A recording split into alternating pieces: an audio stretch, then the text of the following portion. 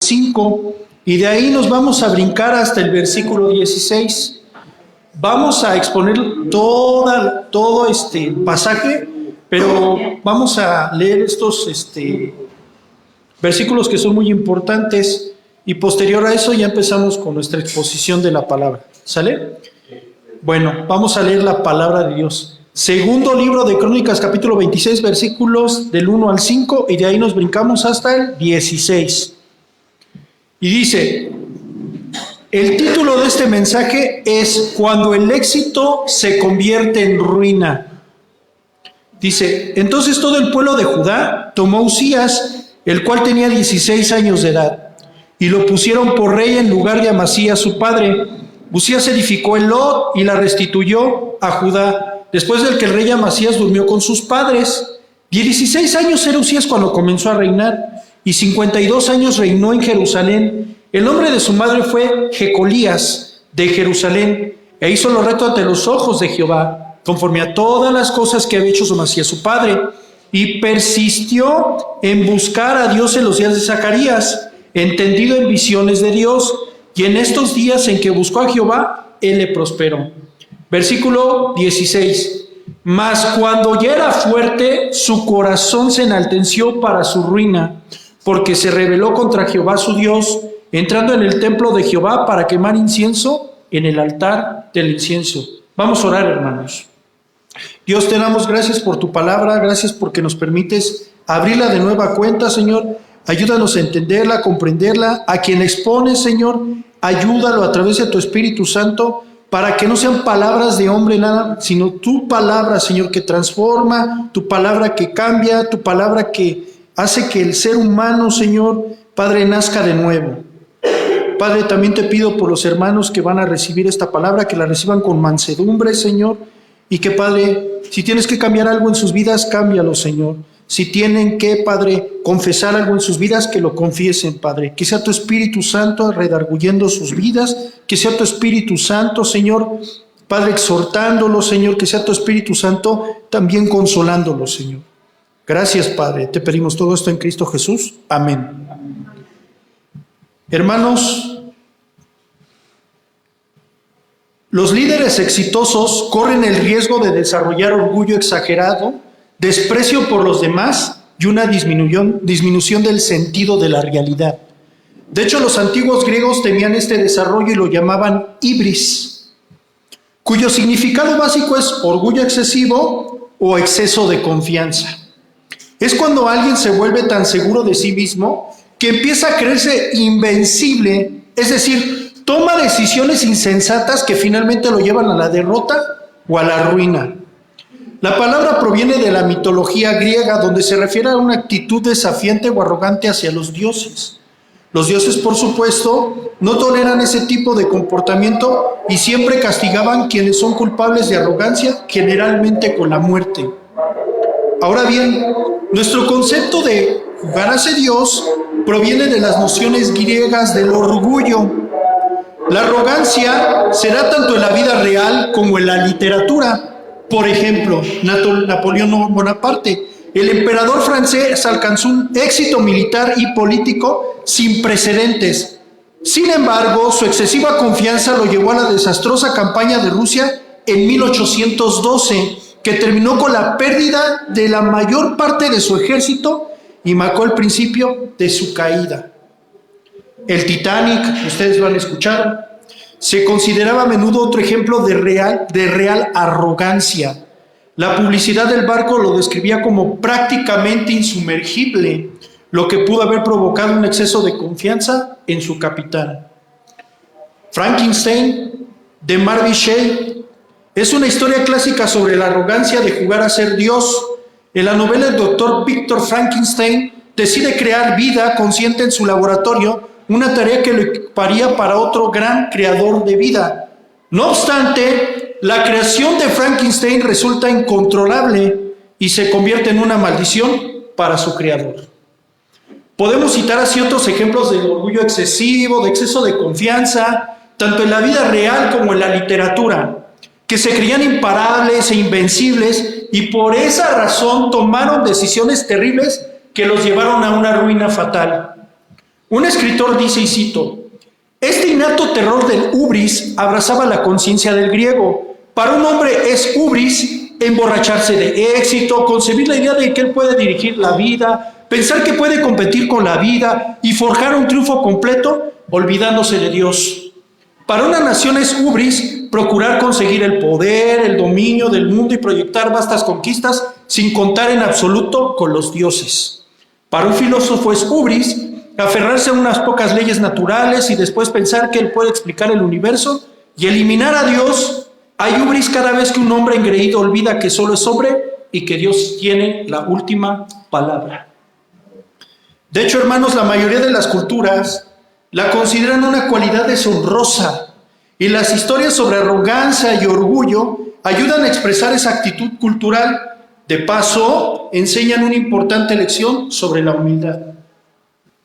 En la Septuaginta, ¿qué es la Septuaginta? La Septuaginta es una traducción del Antiguo Testamento hebreo al griego. ¿Por qué? Porque ya en esa época ya no se hablaba tanto la lengua hebrea, se hablaba más la lengua griega, que era una lengua comercial, una lengua común. ¿Sí me explico? Y hubo 72 eruditos o 70 eruditos que se juntaron para traducir el Antiguo Testamento hebreo al griego. Eso es la Septuaginta. En la Septuaginta, la ibris es un orgullo desmenuzado, altanería o arrogancia, que a menudo resulta en una retribución fatal. Escucha esto, el término ibris, tal como se usa en el Nuevo Testamento, ahí está en el Nuevo Testamento, Hechos 27:10, 21 y 2 de Corintios 12:10, es paralelo a la palabra peshach, que significa transgresión. Representa un orgullo que hace que el hombre desafíe a Dios, escuche, a veces hasta el punto de considerarse igual a Dios. Hermanos, el orgullo y la arrogancia es un problema universal que afecta a todos los seres humanos, creyentes y no creyentes, incrédulos y no incrédulos, sin importar la tonalidad de piel, el género, los factores socioeconómicos.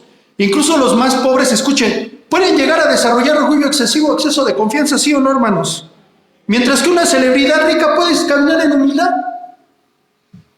El orgullo y la arrogancia son una condición del corazón, hermanos, de la que todos debemos cuidarnos, porque de lo contrario, hermanos, nos destruirá, así como destruyó a Lucifer. Eso lo pueden ver en Isaías 14 del 12 al 14.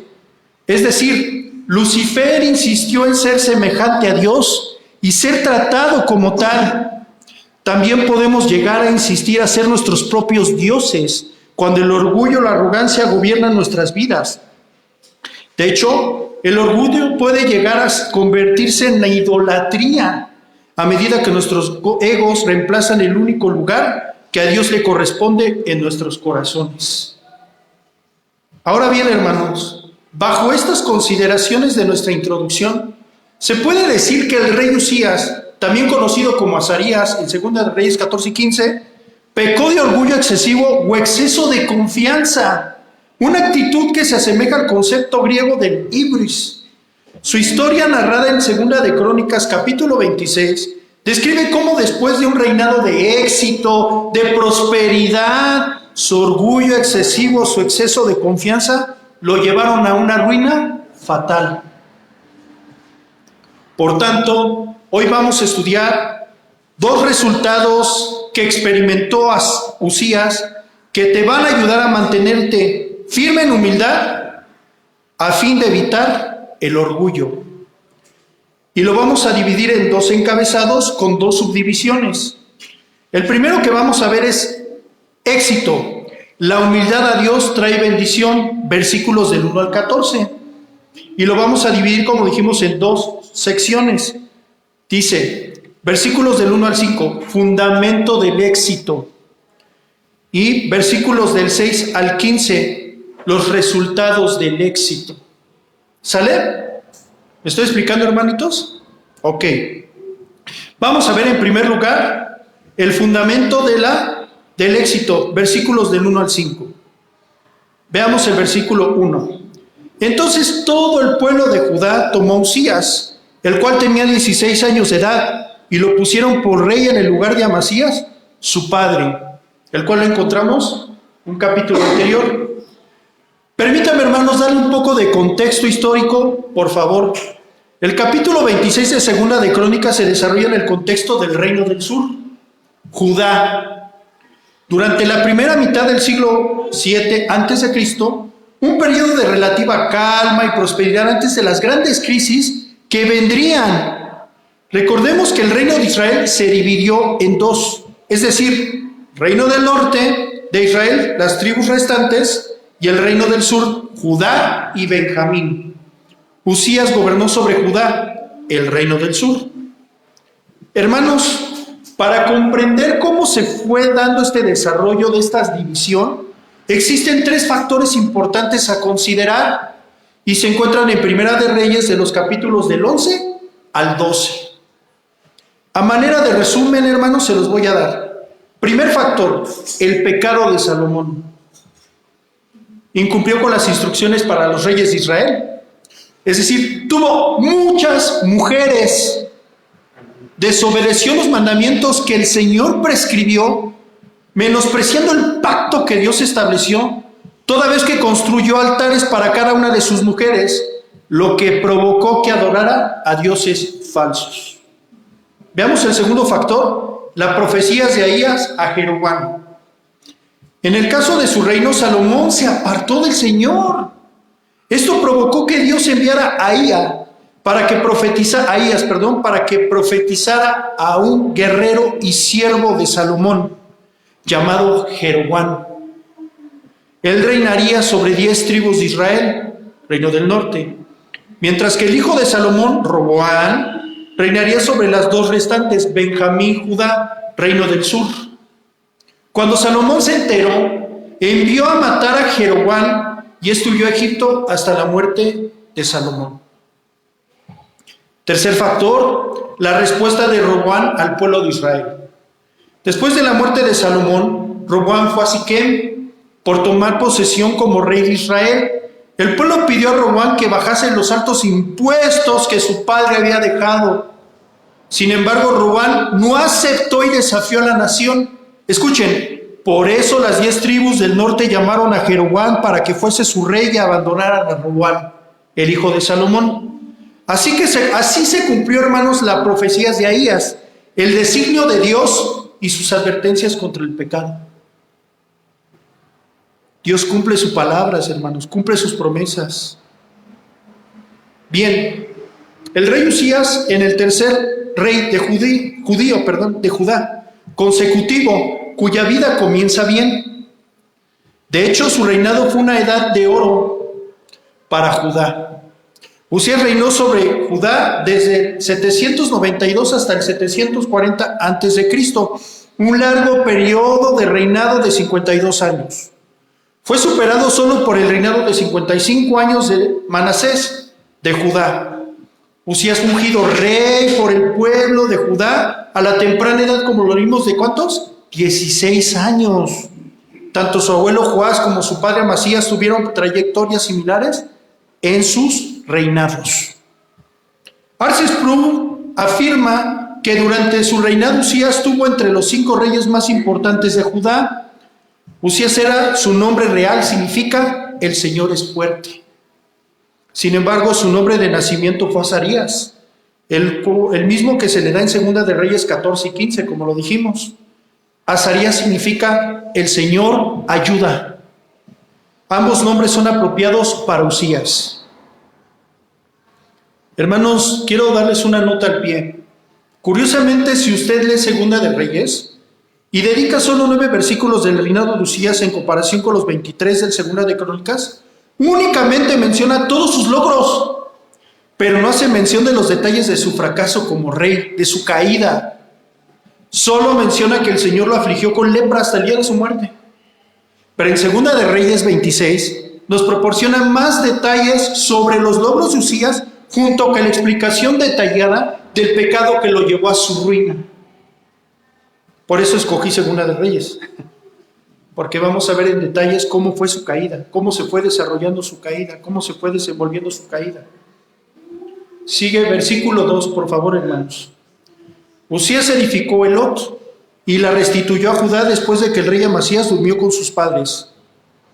Lo primero que se menciona en el versículo 2 es que Usías reconstruyó Elot y la devolvió a Judá tras la muerte de su padre Amasías. Dice un comentarista, y cito: Elot era un importante puerto marítimo en Edom y facilitaba el comercio con el este.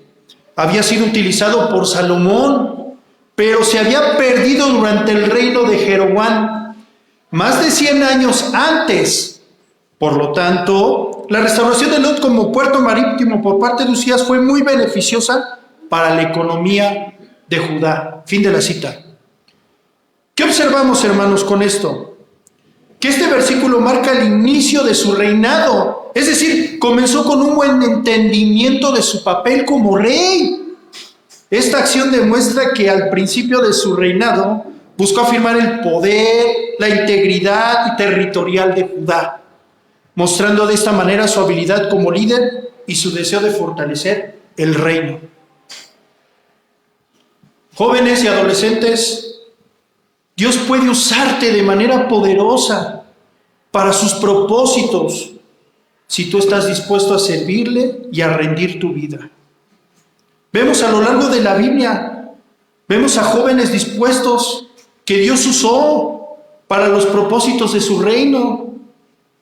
A lo largo de las páginas de las Escrituras vemos jóvenes utilizados por Dios. Vemos, por ejemplo, a David, que los comentaristas y los estudiosos estiman que David tenía menos de 20 años cuando derrotó a Goliat, cuando lo mató. Era un jovencito. Vemos a los amigos de Daniel, Sadrach, Mesach y Abednego, que probablemente eran muy jóvenes cuando se enfrentaron a la decisión de inclinarse o ser arrojados a un horno de fuego. Tremendo, hermanos. Dios quiere utilizar a la juventud. ¿Y qué vemos ayer? ¿Qué vimos ayer en el Zócalo? Destrucción. Los jóvenes ya son voluntariosos. Los jóvenes quieren hacer su voluntad. Los jóvenes quieren ser ley para sí mismos. Los jóvenes ya no quieren ley. Ya no quieren la autoridad.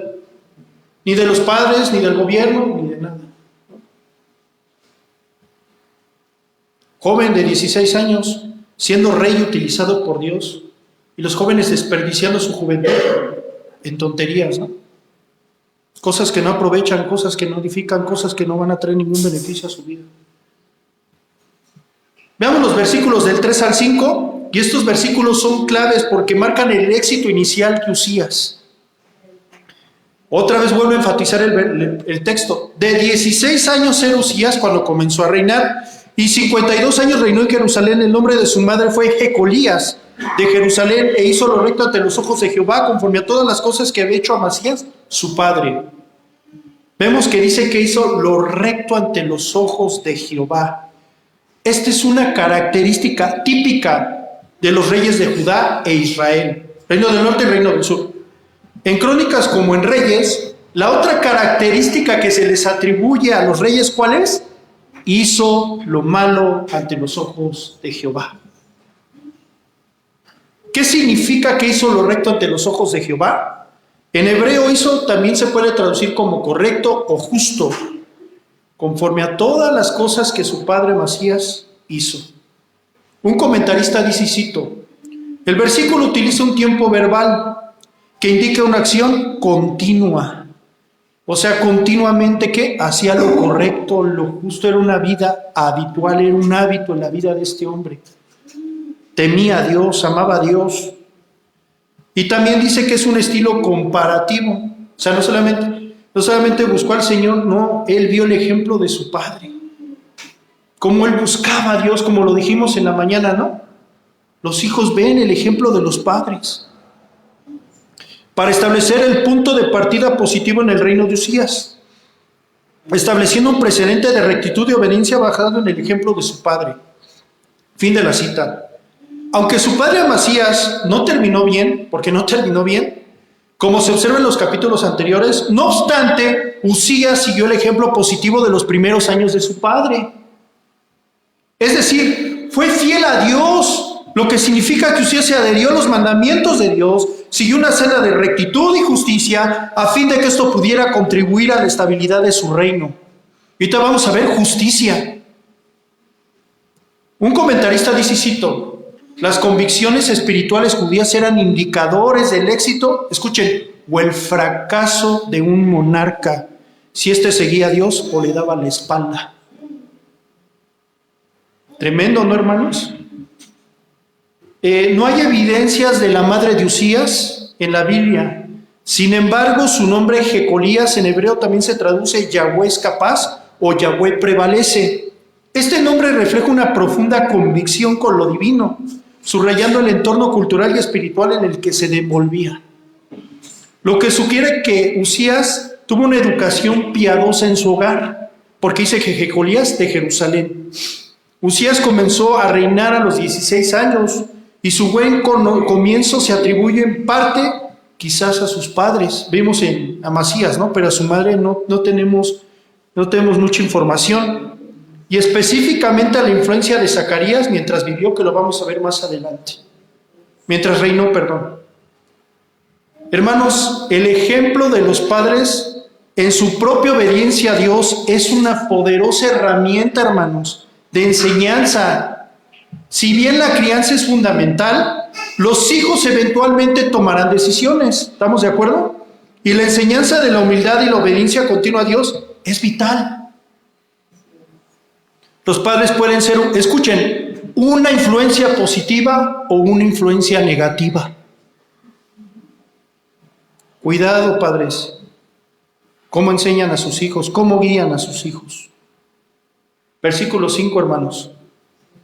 Y persistió en buscar a Dios en los días de Zacarías, entendido en visiones de Dios, y en estos días en que buscó a Jehová, Él le prosperó. Hay dos cosas dignas de mencionar en aquellos años de florecimiento de Usías. En primer lugar, dice, persistió en buscar a Dios. ¿Qué significa esto? Buscar en hebreo, consultar. Observes que Usías se comprometió a consultar a Dios de manera constante y perseverante, es decir, en todas sus actividades como rey, ya fueran internacionales, nacionales, militares. Usías se propuso a consultar, ¿qué? Al Señor.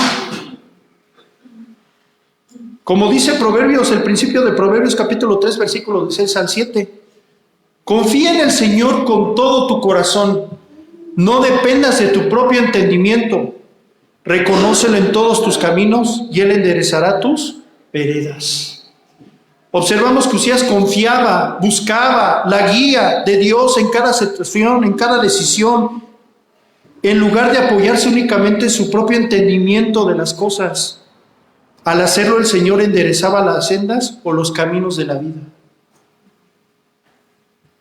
Podemos decir que Usías tenía una confianza profunda en el carácter y las promesas de Dios. Como dice en Hebreos capítulo 11, sin fe es imposible agradar a Dios, porque es necesario que el que se acerca a Dios crea que le hay, que Él existe en griego, y es galardonador de los que perseveran en buscarlo.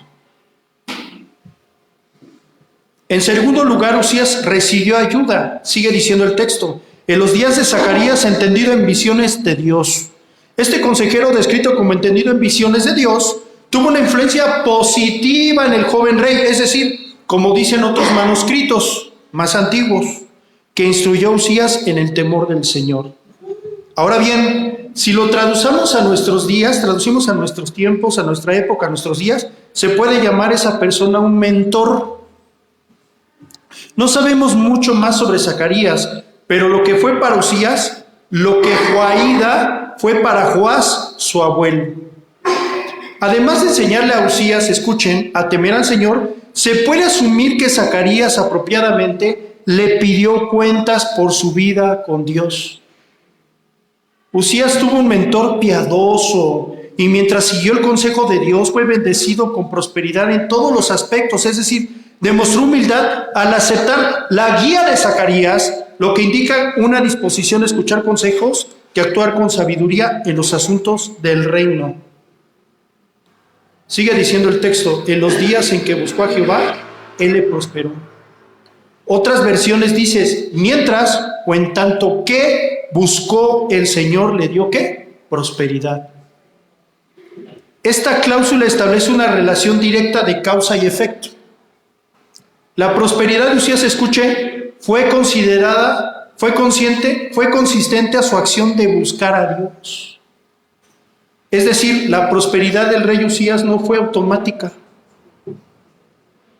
sino el resultado directo y temporal de la persistencia en buscar y obedecer a Dios bajo la tutela de Zacarías.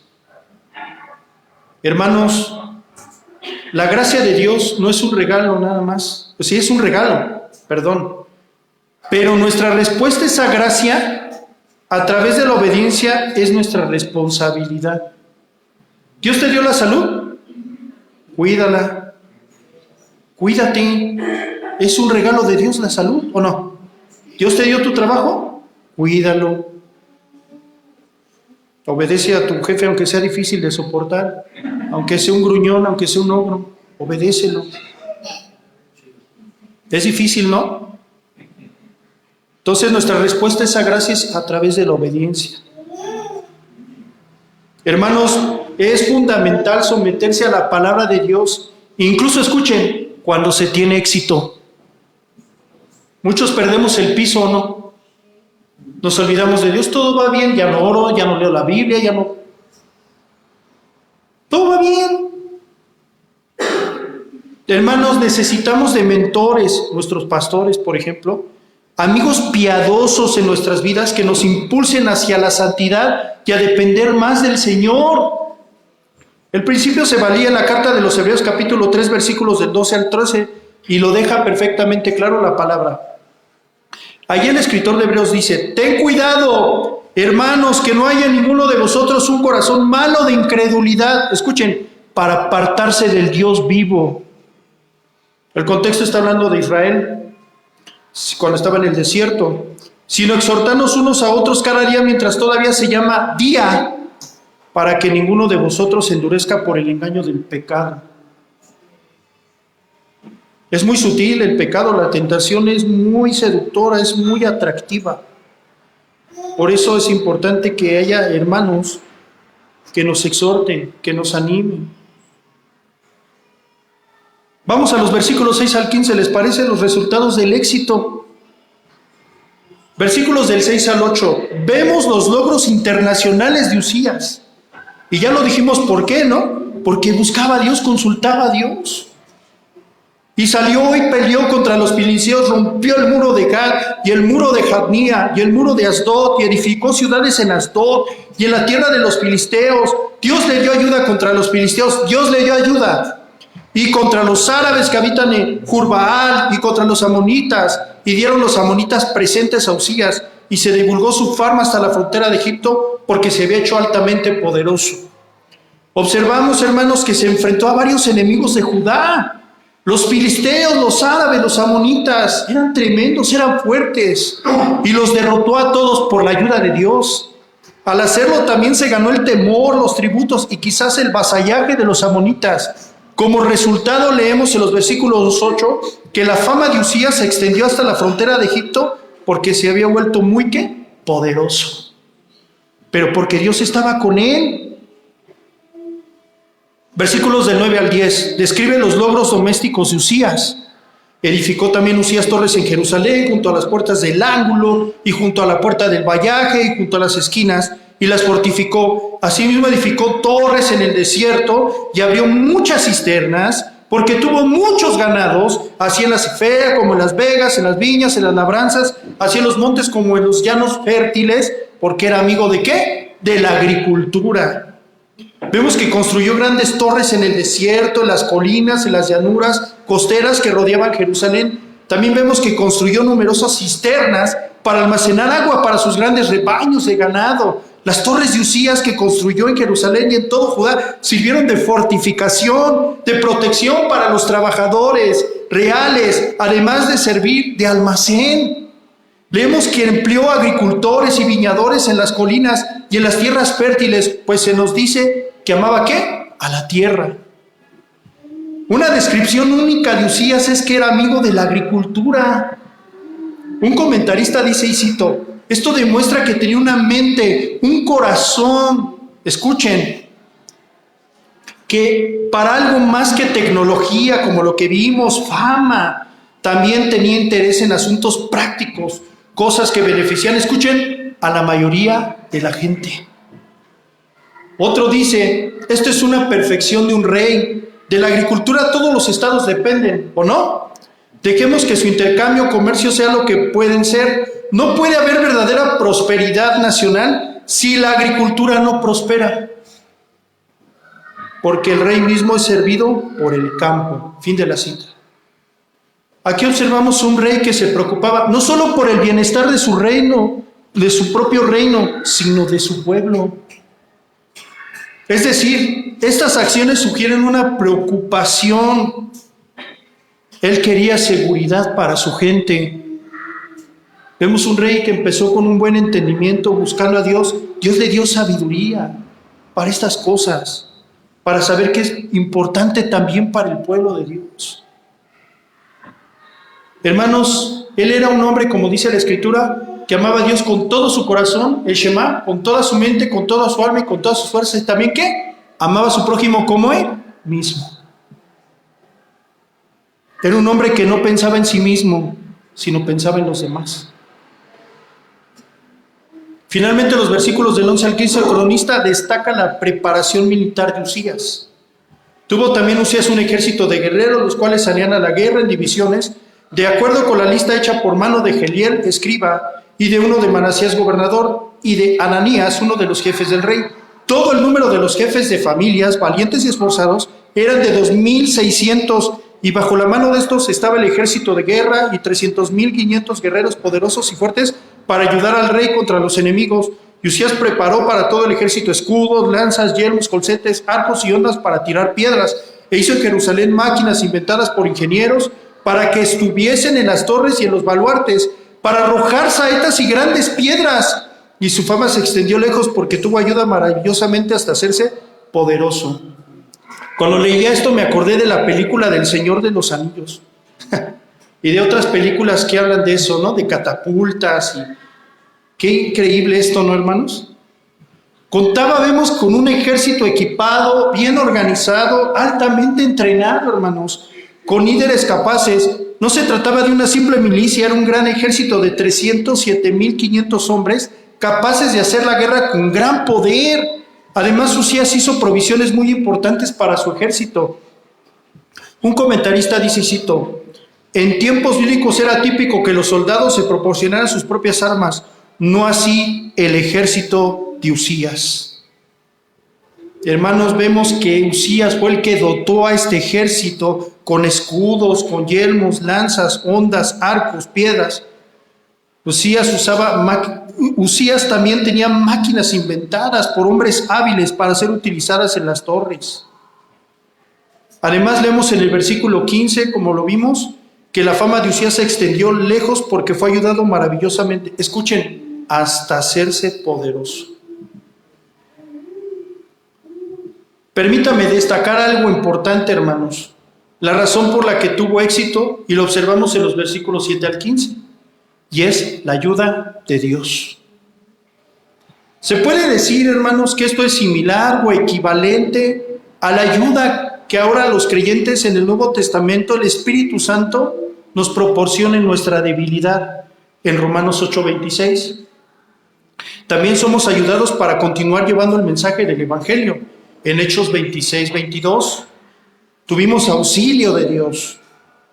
En las pruebas y tentaciones somos ayudados, no permitiendo que sean mayores a lo que podemos soportar y dándonos una salida de forma que lo podamos, ¿qué? Resistir. Primera de Corintios 10:13. Hermanos, todo éxito proviene de la ayuda de Dios.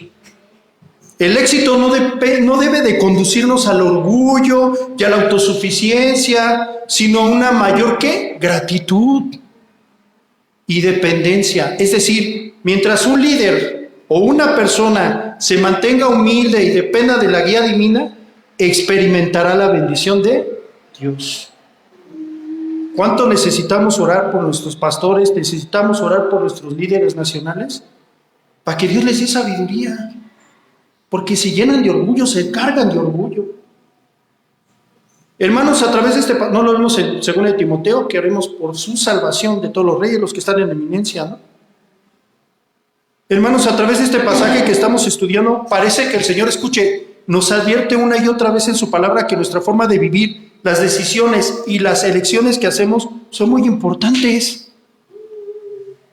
Empezar bien no basta, hermanos. El Señor también quiere que terminemos bien.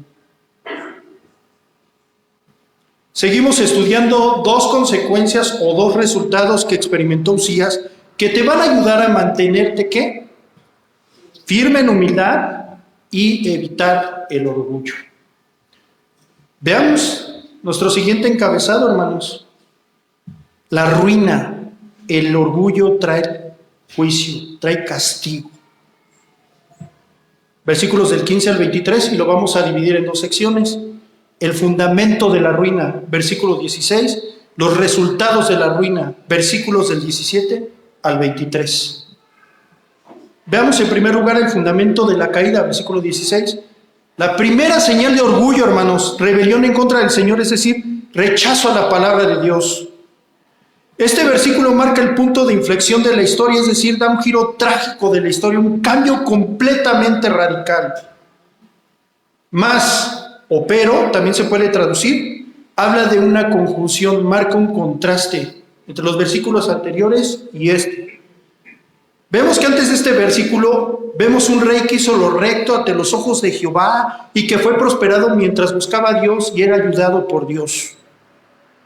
Y sigue diciendo, cuando ya era fuerte o poderoso o fortificado, su corazón se enalteció.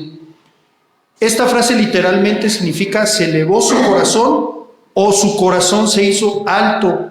El verbo implica elevación, altivez o orgullo. Mas cuando se hizo orgulloso. Esta es la causa interna de su caída. Seguimos leyendo, para su ruina, destrucción o corrupción. Vemos que esto es el resultado final de su orgullo. Él se corrompió, él mismo se destruyó, él mismo se arruinó, porque se rebeló contra Jehová su Dios. Significa ser fiel o cometer una transgresión, como lo vimos. Se olvidó de Dios. Esta es la acción externa resultante de su orgullo interno. Este es el resultado. Entrando en el templo de Jehová para quemar incienso en el altar del incienso. Esta parte especifica la naturaleza de su infidelidad. Hermanos, vemos pasajes como Oseas capítulo 13, versículo 6. Oseas resume cómo Israel se había apartado del Señor y leemos allí. Cómo comían sus pastos, se saciaron, y saciados se ensobrevecieron sus corazones porque se olvidaron de mí. Es bien fácil olvidarse de Dios, ¿no? Cuando todo va bien, cuando todo prospera. Así es el ser humano y así somos los creyentes.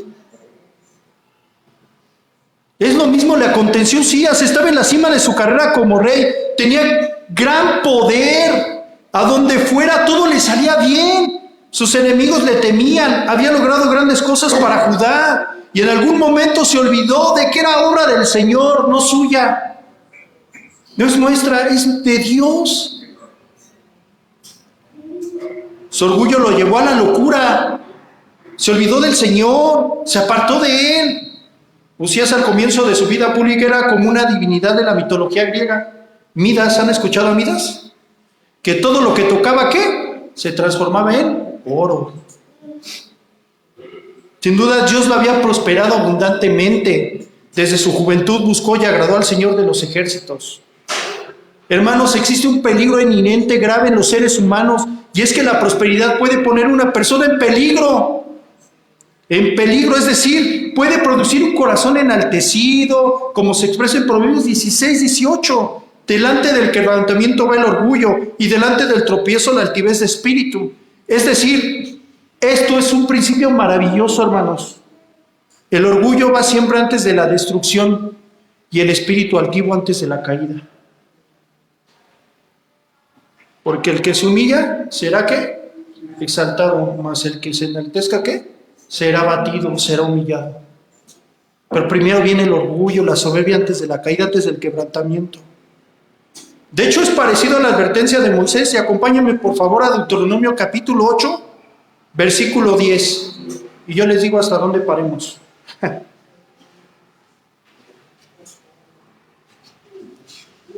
Deuteronomio capítulo 8, versículo 10. Leemos la palabra de Dios. Y comerás y te saciarás. ¿Ya lo tienen, hermanos?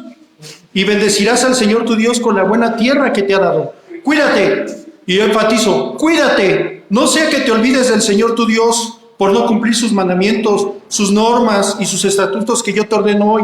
No sea que cuando hayas comido y te hayas saciado, como lo que vimos en Oseas, hayas construido buenas casas y las habites y tus vacas y ovejas se multipliquen, tu plata y tu oro se multipliquen y todo lo que hagas o tengas, entonces te enaltezcas en tu corazón y te olvides del Señor tu Dios que te sacó de la tierra de Egipto, de la casa de esclavitud que te condujo por el vasto y aterrador desierto, con sus serpientes ardientes y escorpiones y por un sediento terreno donde no había agua, que te sacó agua de la roca dura, que te alimentó en el desierto con maná, que tus padres no conocieron, para humillarte y probarte, para finalmente hacerte bien.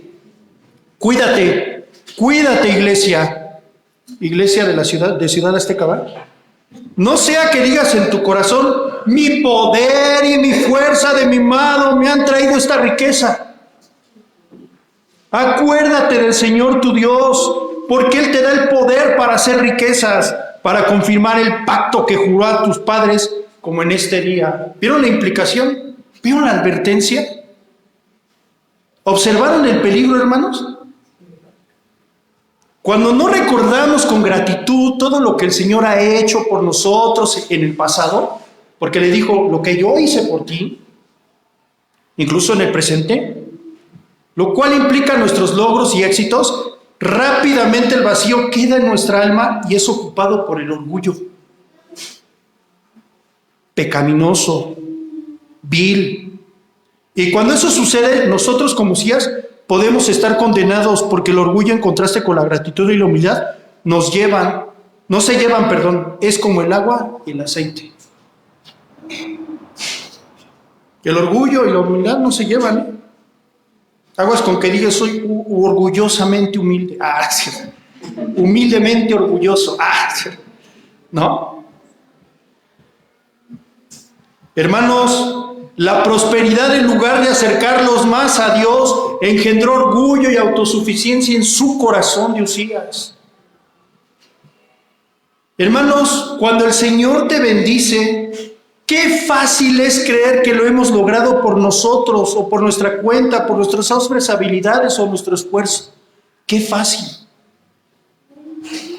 Hermanos, un corazón enaltecido es la raíz de la ruina. No importa cuán grandes sean tus logros o bendiciones, siempre debes mantener una actitud de humildad ante Dios. Proverbios 8:13. Dios aborrece el orgullo. Quien teme al Señor aborrece ¿qué? Lo malo. Yo aborrezco el orgullo y la arrogancia, la mala conducta y la lengua ¿qué? Perversa. Hermanos, reverenciar a Dios implica un profundo odio y rechazo activo al orgullo y la arrogancia, toda vez que éstas se oponen a los atributos de Dios, a su santidad, a su justicia, a su misericordia, a su bondad. Olvidar continuamente, hermanos, el favor de Dios y su protección misericordiosa y bondadosa es un camino, escuchen, seguro que conduce al orgullo y la autosuficiencia manifestada en infidelidad, que en definitiva nos conduce ¿qué? A la ruina. Y vemos, versículo 17, y entró tras él el sacerdote Azarías y con él 80 sacerdotes de Jehová, varones ¿qué? Valientes. Vamos a ver ahora ¿qué? Los resultados de la ruina. Hermanos, ¿existe cierto grado de locura o no asociado con el pecado? ¿Sí o no? No obstante, Usías, escuchen, sabía lo que estaba a punto de hacer. Y a pesar de que sabía que esto transgrediría la ley de Dios, ¿qué hizo? Sabiendo las consecuencias, sabiendo que este acto le traería de todos modos lo hizo. Además que estaba demostrando su rechazo a la palabra de Dios. Esa es la primera señal de orgullo, ¿no? Rechazo a la palabra de Dios. Rebeldía. ¿Recuerda lo que Caín estaba a punto de hacer con su hermano Abel? Es decir, matarlo de manera premeditada y con ventaja. ¿Recuerda qué le dijo el Señor en Génesis 4:7? Si haces lo bueno, ¿acaso no serás enaltecido? Pero si no lo haces, el pecado está listo para dominarte. Sin embargo, su deseo lo llevará a ti y tú lo dominarás.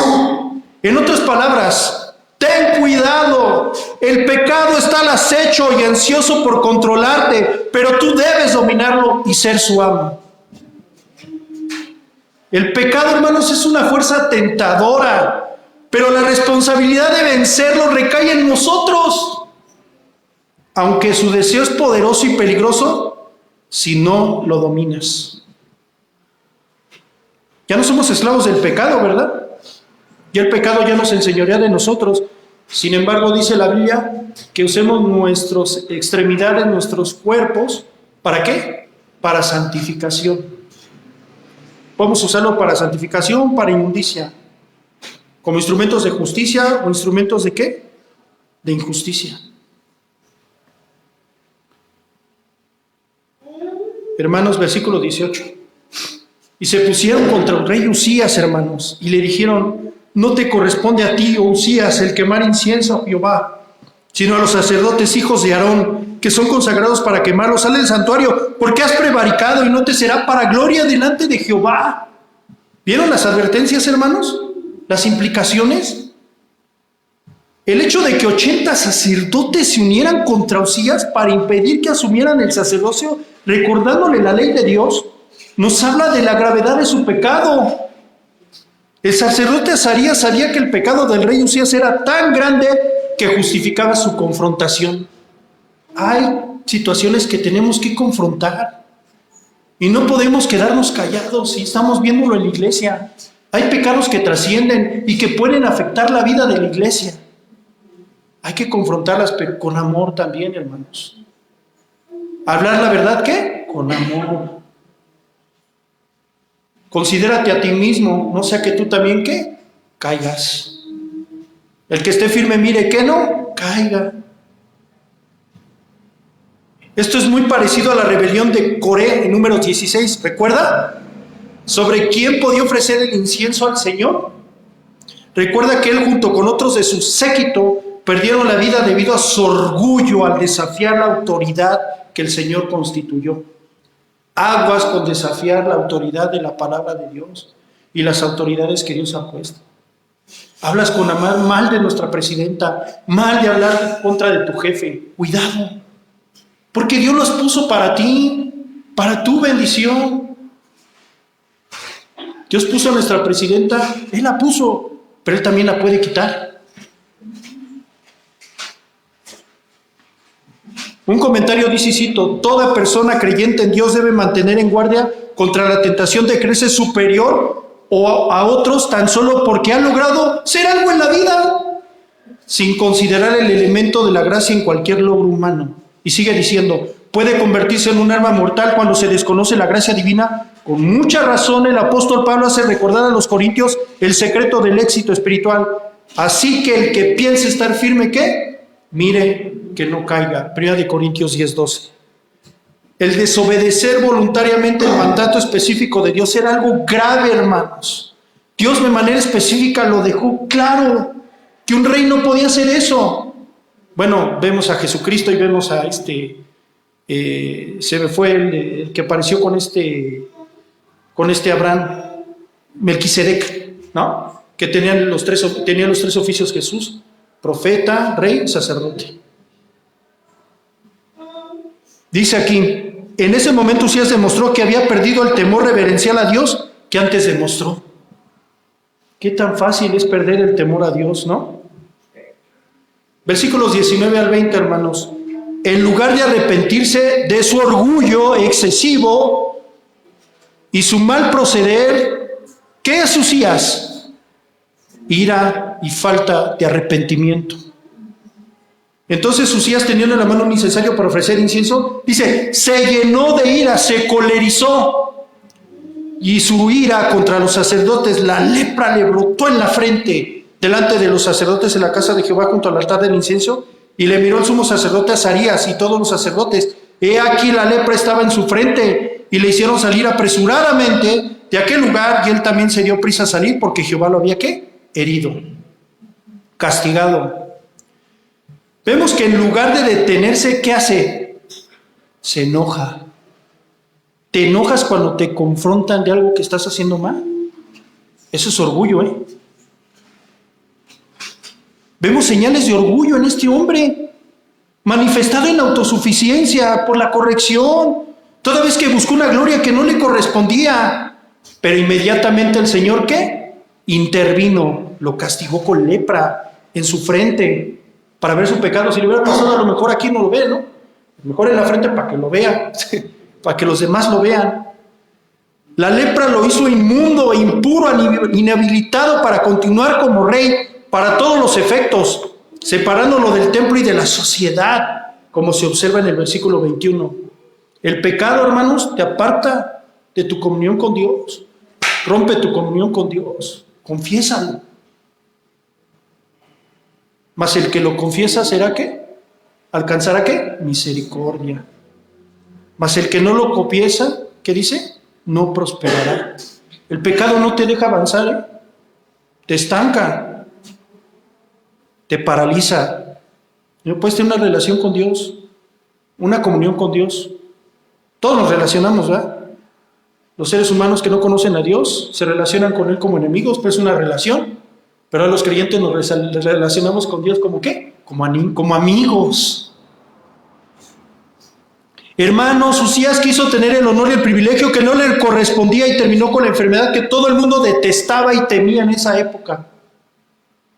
Un comentarista dice, cito, parecería que Usías asume equivocadamente que él tiene un permiso especial o una prerrogativa que los otros reyes no han tenido. A veces nosotros podemos pensar lo mismo. Esto es muy peligroso.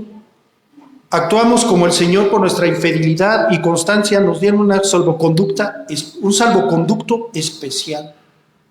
¿Tienes la salvación? Sí. ¿Fuiste libertado? Sí, pero dice que no usemos la salvación como ¿qué?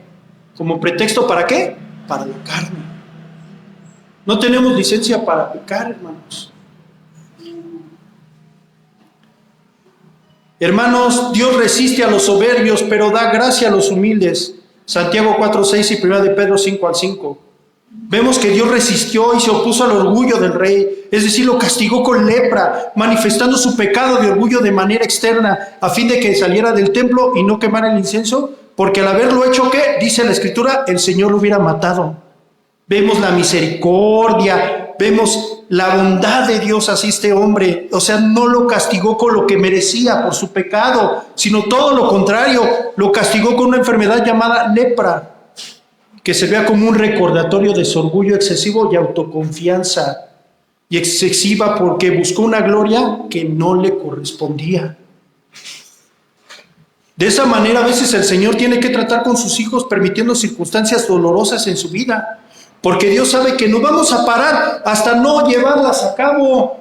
Y entonces el Señor tiene que intervenir afligiéndonos de manera física o emocional, similar al caso de David en el Salmo 32, 3 al 4, que a continuación se cita. Mientras callé mi pecado, mi cuerpo se consumió con mi gemir durante todo el día, porque el día y noche y tu mano pensaba sobre mí. Mi vitalidad se desvanecía como el calor del verano. Vemos cómo David estaba desgastado físicamente porque no confesó su pecado. Y Dios tiene que afligirte a veces porque eres su hijo y porque te ama. Hebreos 12:2, Dios al que ama ¿de qué? Disciplina y azota a todo aquel que recibe por hijo. Salmo 32:9, no seas como el caballo, como el mulo que no tienen entendimiento, cuyos arreos incluyen brida y freno para sujetarlos, porque si no, no se acercan a ti. Dios compara, hermanos, la terquedad y la falta de entendimiento con la que a veces actuamos los creyentes, así como un animal que necesita ser controlado con riendas y frenos, nos sirve de advertencia para que no actuemos de forma obstinada, orgullosa, sino estar receptivos a la palabra de Dios. Dios a veces tiene que aplicar dolor, tiene que aplicar un freno en nuestra vida, ¿no? Porque nos ama, porque eres su hijo. Hermanos, debemos respetar los límites y roles que Dios ha establecido, tanto en la iglesia como en la vida civil, en la vida de la familia. El orgullo nos lleva a creer que estamos por encima de las normas divinas. Ahora las mujeres quieren ser hombres, ¿no? Y los hombres quieren ser mujeres. Se invirtieron los papeles, ¿no? No estoy diciendo que no trabajes, hermana, pero que no se te ocurra decir que estás por encima de tu marido. Porque ese es el peligro, ese es el pecado de las mujeres quieren controlar al hombre, ¿no? Y los hombres somos muy pasivos. Así es la vida. ¿Y los hijos qué? Ahora los padres obedecen a los hijos. ¿Sí o no? Cuidado. El orgullo te puede hacer perder el sentido de la realidad, hermanos. Usías ignoró la clara distinción entre sus funciones como rey y la función exclusiva que tenían los sacerdotes. El éxito te puede llevar a creer que puedes transgredir los límites establecidos por Dios y buscar una gloria que solo a Dios le corresponde. En el Nuevo Testamento no hay mención de un castigo por lepra para los creyentes, pero sí hay otros padecimientos. 1 Corintios 11:30, hay entre vosotros muchos enfermos y debilitados y muchos ¿qué? Duermen. Así el rey Usías, versículo 21, fue leproso hasta el día de su muerte y habitó leproso en una casa apartada, por lo cual fue excluido de la casa de Jehová. Y Jotán, su hijo, tuvo cargo de la casa real, gobernando sobre la tierra. Vemos que en el mundo antiguo no existía cura para la lepra, hermanos, por lo que vemos aquí. Los leprosos debían ser apartados de la sociedad para evitar la propagación de enfermedades. Levítico 13:4 y versículo 6. El leproso debía rasgar sus vestiduras, mantener el cabello descubierto y gritar, impuro, impuro, cada vez que alguien se le acercaba. Levíticos 13:45. Por ejemplo, antes de Occidente encontrara una cura para esta enfermedad, porque ya hay cura, también confinaba a los infectados con lepra en islas o lugares aislados donde no pudieran contagiar a otros. Observamos que aunque lo que Usías hizo era digno de muerte en Números 18:7, no obstante el Señor no lo mató, lo vimos. Sin embargo, le sobrevivieron grandes consecuencias para toda la vida. Una muerte en vida prolongada y miserable. Hermanos, el pecado siempre deja secuelas temporales o permanentes que pueden llegar a ser difíciles de sanar. Es decir, los creyentes pueden seguir experimentando dolor, incluso después de arrepentirse. Aún después de experimentar la salvación, el pecado siempre deja ¿qué? Consecuencias. Un borracho, por ejemplo, una persona que fue borracha, a lo mejor tiene cirrosis y ya es creyente, pero ahí está la enfermedad. El pecado no hace caricias, ¿eh? El pecado deja consecuencias. Vemos que Usías desechó el principio de que su providencia el Señor ha colocado límites, pero cuando estos límites son violados, el castigo puede ser muy severo. Hermanos, debemos cultivar la gratitud y la humildad. Es el mejor antídoto contra el orgullo. Reconoce diariamente que todo lo que tienes y eres viene de la gracia de Dios. 1 Corintios 4:7. ¿Qué tienes que no hayas recibido?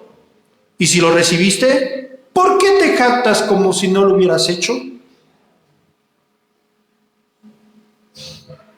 Un comentarista dice, cito, Usías entró en el templo como un rey arrogante y se fue como un leproso humillado y permaneció así por el resto de su vida. Versículo 21. El cronista sigue diciendo, y Jotán, su hijo, tuvo a cargo de la casa real gobernando el pueblo de la tierra. Cuando menciona a su hijo Jotán, la escritura nos dice, escuchen, en 2 de Crónicas 27:2, esto es muy, muy importante. E hizo lo recto ante los ojos del Señor, conforme a todas las cosas que había hecho su padre Usías, salvo que no entra en el templo del Señor. ¿Aprendió qué? La lección. Aprendió lo que le pasó a su padre. Y a veces nosotros seguimos repitiendo ¿qué? Los mismos patrones. Y el hombre sigue repitiendo la historia. Como el resultado de la disciplina sufrida por el Padre, el Hijo aprendió y no cometió el mismo pecado. Aprendamos, hermanos, del pecado de otros que han dejado secuelas a sus vidas. Debido a su castigo, es decir, humillado por lepra, su hijo Jotán tuvo que asumir la corregencia, toda vez que pasó el resto de sus vidas aislado del pueblo y de la casa de Jehová. Versículos 22 y 23 para concluir. Esto debería de ser, escuchen hermanos, un final para no olvidar. Los demás hechos de Usías, primeros y postreros, fueron escritos por el profeta Isaías, hijo de Amós. Esta conexión entre Isaías y Usías se señala entre Isaías 6:1. Cuando la muerte del rey contribuyó al llamado al profeta, el año que durmió el rey Usías, vio al Señor sentado sobre su trono. Murió el rey Usías y todo el pueblo estaba triste. Pero Isaías vio que hay alguien sentado en el trono, que hay alguien gobernando, alguien soberano en el cielo. 23, y durmió Usías con sus padres y lo sepultaron con sus padres en el campo de los sepulcros reales, porque dijeron, leproso es, y reinó Jotán su hijo en su lugar. Note que la historia termina con una nota de honra y una de deshonra. Incluso después de muerto, los pecados de Usías eran tan odiosos para su alrededor, que un judío solo un judío solía mirar a un leproso con repugnancia.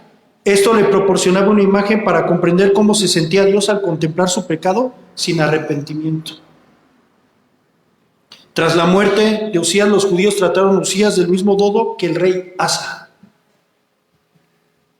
Vemos una nota de honra. En primer lugar, observamos que Usías recibió la misericordia y la gracia de Dios al ser sepultado en la tumba de su padre David. Dios también fue fiel al cumplir su pacto con David. El hijo de Usías pudo ascender al trono a pesar de que Usías no merecía el honor. Dios preservó su pacto que hizo con su siervo David. No dejó a nadie sin el trono. No dejó el trono vacío. Dios cumple sus promesas. Vemos una nota de deshonra. Un epitafio en su tumba. Leproso es. Es el contexto de la sensibilidad hebrea. El epitafio es indicador de que Usías murió en pecado. Murió en pecado porque pretendió ser muy piadoso al entrar al templo, ¿no? Cuando en realidad no lo era.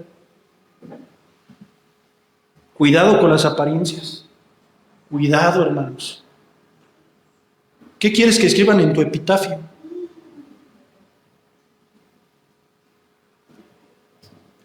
Hermanos, un buen comienzo no garantiza un buen final. Dicho de otra manera, la vida cristiana no se trata solo de empezar bien, sino de preservar en la fe hasta el final.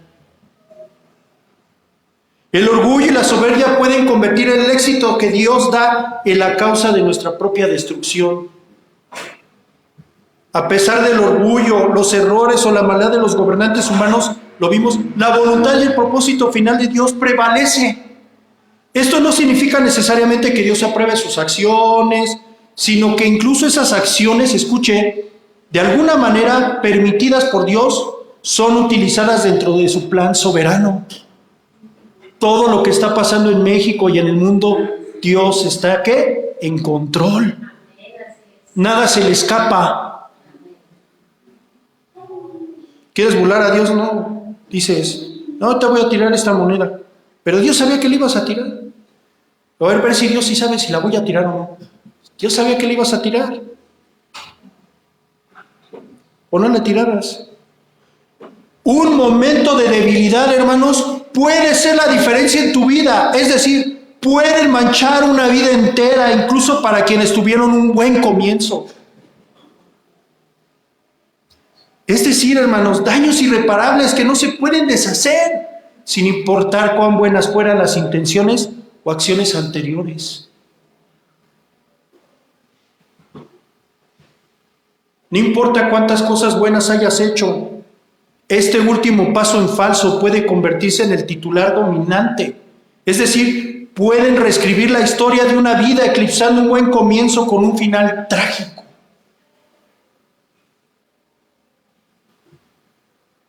Pecado destruye, hermanos, el orgullo. En resumen, vimos Uzías había sido un rey próspero y poderoso gracias a la ayuda de Dios, porque le buscaba. Pero cuando se hizo fuerte, su corazón se enalteció para su ruina, porque se rebeló contra Jehová su Dios, entrando en el templo de Jehová para quemar incienso en el altar del incienso. Hermanos, vimos que Uzías cometió el pecado que más Dios aborrece también. El orgullo y la arrogancia, el mal camino y la boca perversa los aborrezco. Proverbios 8:13. Su orgullo más tarde lo llevará a su destrucción. Proverbios 16:18. El orgullo del hombre lo humillará. Proverbios 29:23. Su orgullo también lo engendró engaño en él, haciéndole creer que obraba bien al asumir el rol de un sumo sacerdote. La arrogancia de tu corazón te ha engañado, dice el Señor. Jeremías 49:16. Uzías mostró su orgullo excesivo, una falta de respeto por los límites establecidos por Dios, que es la esencia del ibris. Creía que su posición como rey le daba derecho a ignorar la ley de Dios. Quizás algunos aquí esta mañana estén pensando y diciendo: es demasiado tarde para mí. Puede que ya haya empezado bien, pero he terminado mal. Tengo un historial de pecados que me impiden decir que terminé bien.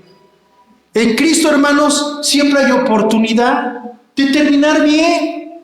Alabado sea Dios, ¿no, hermanos? El poder del arrepentimiento y el perdón de Cristo que ofrece pueden restaurar a un hombre o a una mujer de forma tan profunda que sus pecados, incluso aquellos que podrían haber significado la ruina, pueden ser redimidos.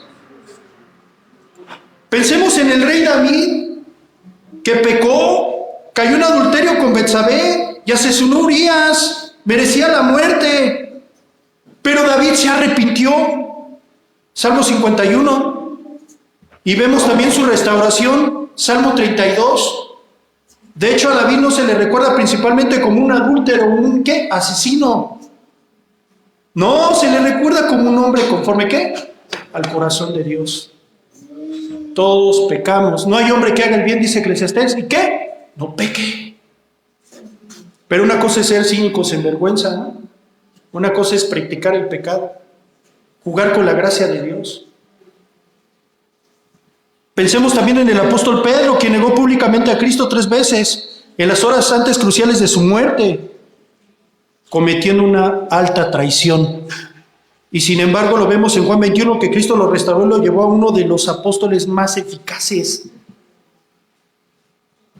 Y si David y Pedro no son suficientes convincentes para ti, hermano, entonces te remito al ladrón de la cruz, junto al Señor Jesús.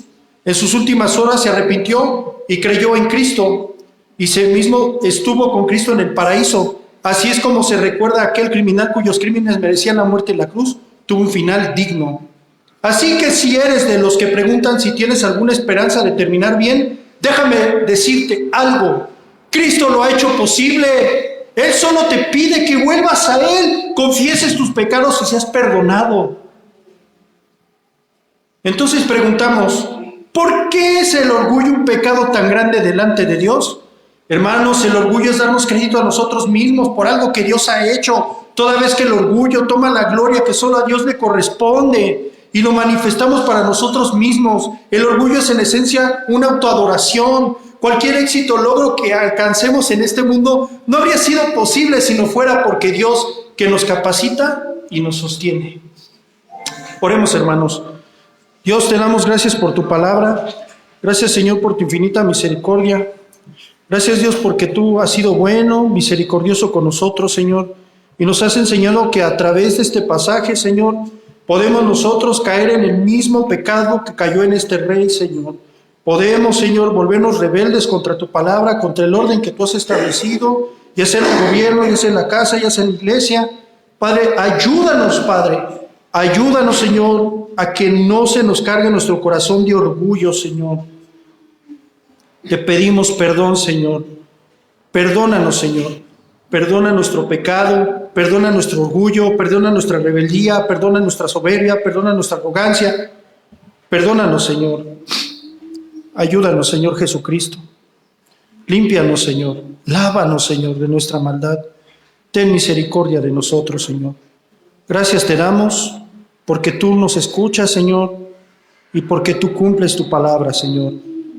Si nosotros somos infieles, tú eres fiel, Señor. Gracias, Padre. Te pedimos todo esto en Cristo Jesús. Amén.